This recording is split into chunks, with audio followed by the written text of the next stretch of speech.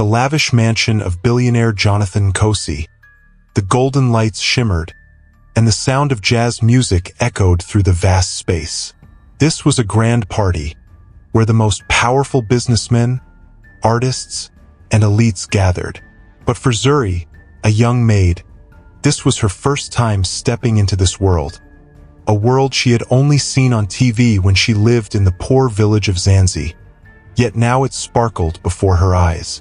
Zuri, with her dark skin and curly hair, carried a tray of exquisite food around the room. The shiny silver plates and the sparkling red wine glasses glittered under the lights. She looked up at the luxurious outfits and powerful faces, but could not hide the confusion and anxiety in her heart. She came from the poor village of Zanzi, hoping to find a good job in the city, and although she had mentally prepared herself beforehand, the overwhelming feeling of being in such a lavish space still left her breathless. Everyone around her was happily chatting, but Zuri quietly went about her duties. While delivering food to a banquet table, she suddenly caught the gaze of Jonathan Cosi. Jonathan was standing by the table, holding a glass of wine, his eyes scanning over the room, then stopping at her. She felt embarrassed, quickly lowered her head, and hurried away. Jonathan watched her, his sharp eyes seeming to read her thoughts. After a moment of observation, he walked over, set his wine glass down, and approached Zuri. Jonathan, smiling, his voice warm, "You're new, aren't you? I haven't seen you around here before." Zuri, awkwardly, lowering her head, "Yes, I'm Zuri. I just started working here." Jonathan, looking at her intently, his voice gentle, "Zuri, that's a beautiful name. So what do you think of this party? How does it feel to step into this world?" Zuri, sighing softly, trying to stay composed, It's very different from what I've known. I never imagined a life like this." Jonathan smiled a charming, confident smile. He, softly, his eyes gleaming, "You'll probably get used to it soon enough. This life is quite exciting, Zuri. As long as you learn how to adapt, you'll see how far you can go." Zuri felt the atmosphere grow tense. Although it was just a casual remark, the way Jonathan looked at her made her uncomfortable. She couldn't explain the strange feeling she had. Zuri softly, "Thank you, sir. I hope so." Jonathan didn't respond, only smiling before turning away. The entire space seemed to fall into silence after he left, but Zuri still felt uneasy. She continued her work, but Jonathan's eyes remained etched in her mind. After the party last night, Zuri couldn't stop thinking about Jonathan. Even though she tried to shake off the feeling of confusion, his image kept appearing in her mind, like an indelible mark.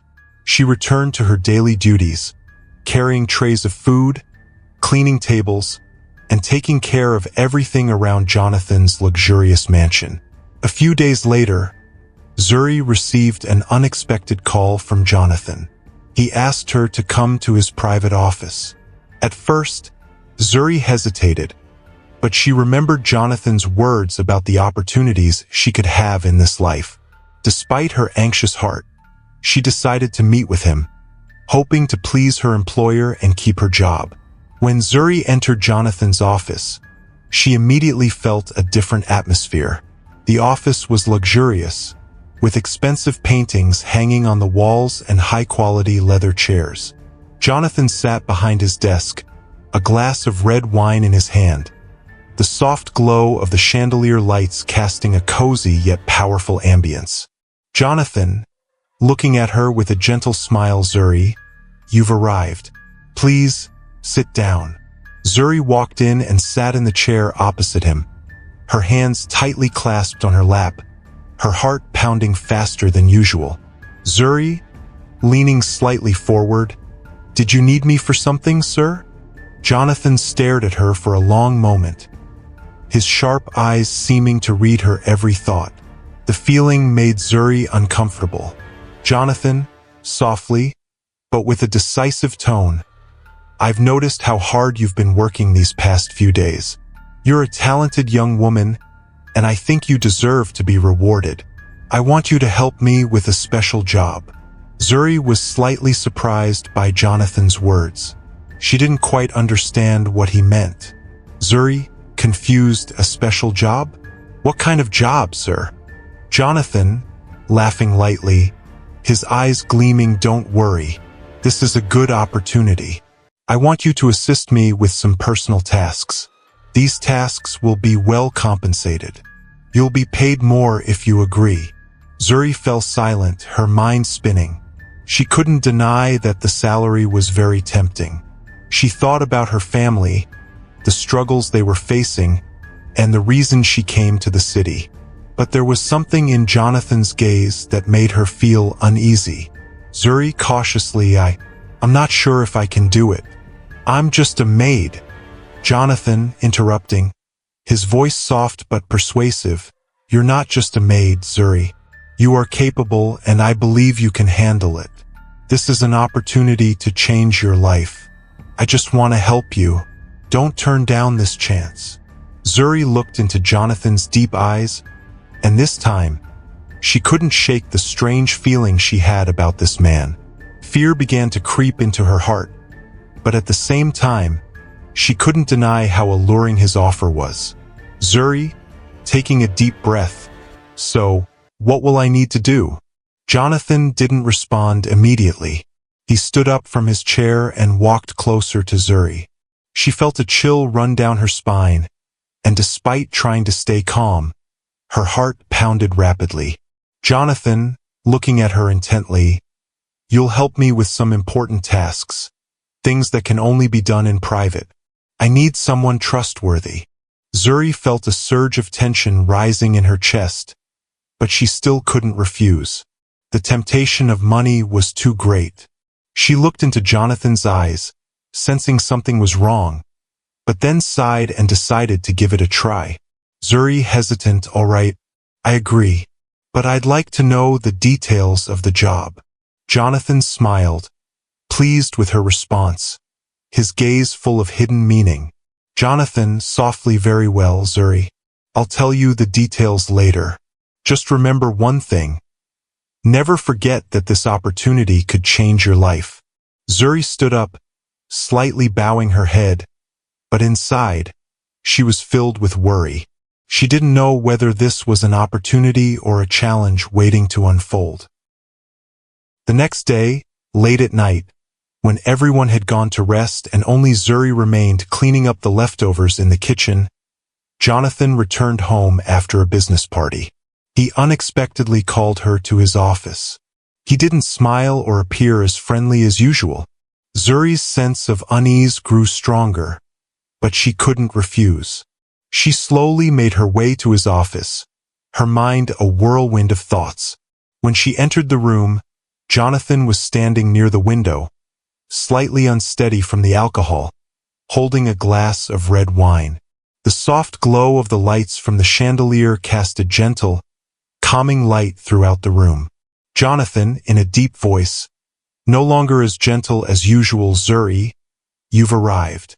Zuri stepped forward, and in the silence of the room with only the two of them, she felt a bit uneasy. Zuri, awkwardly, "What do you need me to do, sir?" Jonathan did not answer right away. He stepped closer to her, and Zuri felt his breath closer than ever. The feeling made her unable to breathe.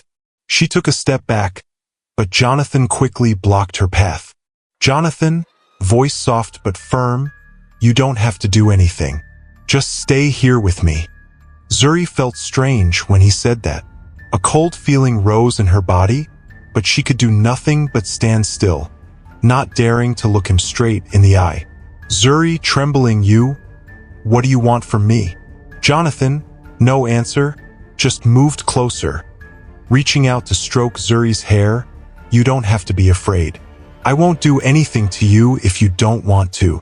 But you must know that not everyone has this opportunity." Zuri swallowed, her eyes filled with worry. She couldn't understand why Jonathan was standing so close, why his words were so full of hidden meaning. She knew he was powerful, but she never imagined him acting like this.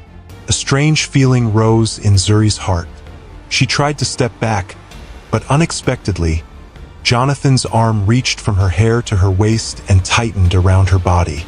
Jonathan, in a gentle but powerful voice, "Don't embarrass yourself, Zuri. I just want you to understand one thing.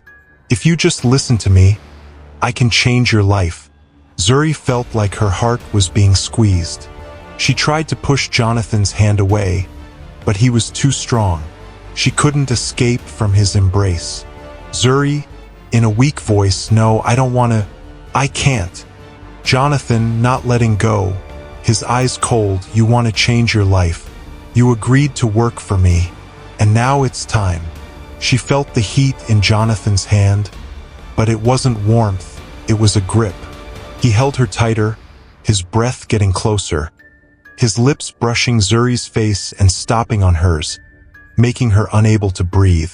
Zuri, face pale, let go. "I won't do that." Jonathan smiled, not letting go. He lifted her up and walked quickly towards the bed. At this point, Zuri realized that his invitations were not just a special job, but a trap. Jonathan, whispering, "You don't have to resist.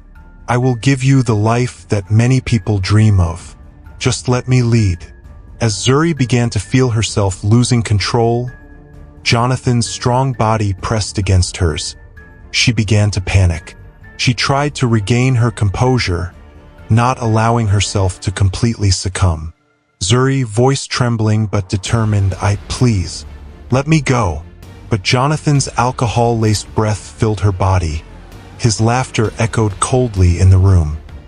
He was like a wolf satisfied with conquering its prey, while Zuri begged in desperation. The following days, Zuri could not forget what had happened in Jonathan's room. Every night, when she returned to the shabby room she called home, the images and sounds of that encounter replayed in her mind like an unending nightmare. She felt trapped, caught between power and temptation on one side, and self-respect and a desire for freedom on the other. Zuri knew she couldn't let things continue the way Jonathan wanted. She could no longer live in fear. She couldn't allow him to control her life any longer, especially when she realized this wouldn't be the last time he wanted to help her in this way. The next day, Zuri didn't go to work as usual. Instead, she decided to meet an old friend, Kofi, a young lawyer she had known when she lived in the village of Zanzi. Kofi was someone she could trust, the only person she could turn to for help. When Zuri met Kofi at a small cafe near her home, she couldn't hide the tension in her eyes. "Zuri," voice trembling, "Kofi, I need your help. Something is happening to me. I can't stay silent anymore." Kofi looked at her with concern. He could sense the seriousness in her voice. "Kofi, Zuri, what are you saying? What happened?" Zuri took a deep breath, trying to control the emotions rising inside her. She didn't want to cry, but everything inside her felt like it was about to break. "Zuri, I work for someone, a billionaire. He asked me to do a special job and I couldn't refuse. But now I can't take it anymore. He doesn't just want me to work, he wants to control me. I feel like I'm in prison." Kofi said nothing, just looked at her intently, analyzing everything she had just said. He was silent for a moment before speaking. "Kofi, what do you need to do to get out of this, Zuri? You can't let this continue. If what you're saying is true, then he is not just violating your rights, he is committing a crime." Zuri lowered her head, tears welling up in her eyes. Saying those words felt like the world was collapsing around her. "Zuri, I need you to help me expose this, but I don't know where to start. He's too powerful. Everyone is afraid of him." Kofi thought for a moment, his eyes full of determination. "Kofi, you have to stand up to him. We'll find a way to gather evidence and bring him to justice. But you must be careful.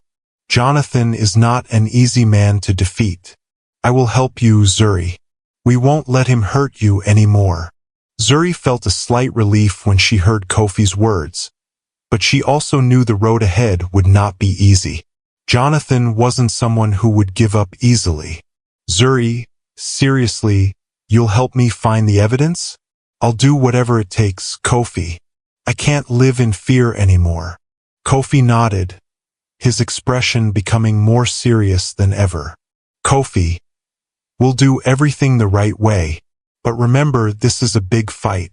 Jonathan has immense power and influence. Zuri nodded, her heart full of resolve. She knew that her life would never be the same again. But if she had to pay the price to regain her freedom and dignity, she would. Zuri, I won't back down. I'll fight until the end. That same day, Zuri began gathering all the evidence she could find about Jonathan. She didn't dare confront him directly, but their previous meetings had shown her that he didn't hide his intentions. She had to be smart, prepared, and thorough. A week later, Zuri started to notice a change in Jonathan's attitude. He still tried to approach her, but Zuri was no longer afraid. She was ready. She knew that what was coming would be the biggest challenge of her life, but she couldn't let Jonathan win. Zuri and Kofi began gathering evidence to fight against Jonathan. Though they were careful, every step they took was fraught with danger. Jonathan, aware of the threat Zuri posed, used every trick in the book to cover his tracks and intimidate potential witnesses.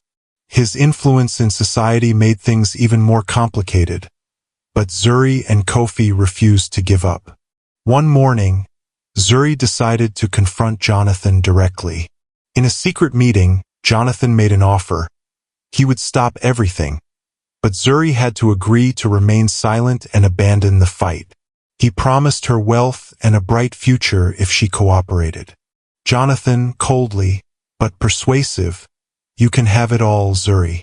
A life of luxury, no worries. All you need to do is end this. Zuri felt a strong temptation, but she couldn't allow herself to succumb. She remembered Kofi's words about justice and self-respect, about everything she had gone through. She knew she couldn't give up. Zuri, strong, determined, I don't need anything from you anymore. I won't back down, Jonathan. I won't sell out my freedom. Jonathan looked at her with anger, but his gaze also carried a hint of concern. Despite his power and influence, Zuri was ready to face whatever challenges came her way. Jonathan, scoffing, you'll soon realize you've made a mistake. Zuri turned away without hesitation. She knew she had just entered a bigger battle, but she no longer feared it. Freedom and justice were things she had to protect, even if it meant losing everything. Eventually, Zuri's trial against Jonathan took place. Both sides had their own evidence, but Zuri had prepared meticulously. She and Kofi had gathered enough proof, and testimonies from witnesses helped expose Jonathan's wrongdoings. In the courtroom, Jonathan tried to use his connections and influence to intimidate and impose his will, but Zuri was unafraid. She stood firm, telling her story and proving that the truth was undeniable. In the end, the court found Jonathan Kosi guilty of abusing his power and sentenced him to a severe punishment. Zuri and Kofi won the case. Though Zuri couldn't fully regain what she had lost, she had won back her freedom and justice for herself. If you enjoyed this story, let us know what you think in the comments. Don't forget to like and subscribe to the channel to catch more exciting stories that are waiting for you.